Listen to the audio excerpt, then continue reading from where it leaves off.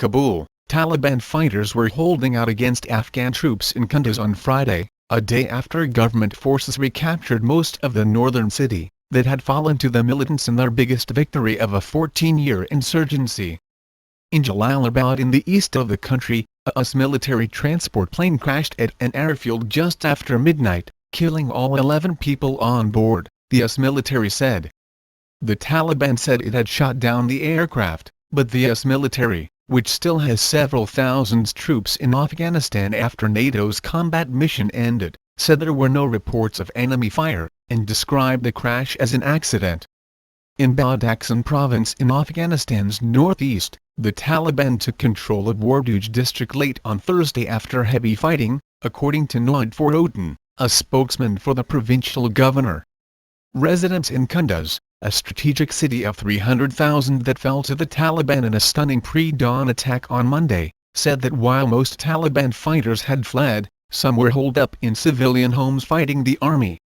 Ahmed Sahil, a producer for local Afghan television in the city, said many people were still too afraid to leave their houses. The Taliban who knew Kunduz left the city already, but many foreign fighters could not flee, and are hiding in people's homes in some parts of the city center and are still resisting, Sahil said on Friday. Hamdullah Danishi, acting governor of Kunduz province, described the capital as calm, and said there was no major fighting. He acknowledged, however, that the insurgents had not been completely driven from Kunduz. Taliban are still in civilian houses and buildings, Danishi said. They are using civilians as human shields. In a worrying sign for government forces struggling to contain a growing militant threat, the Taliban made territorial gains elsewhere in the country, although on a smaller scale than the brief seizure of Kunduz. Our forces did not get reinforcements on time, Forotan said of the loss of Warduj district in Badakhshan. Taliban were in big numbers, therefore our forces retreated.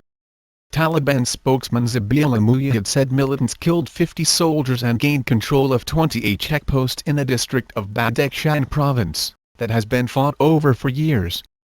It occupies a strategic position along a highway to the border with Tajikistan, and also shares a border with China and Pakistan.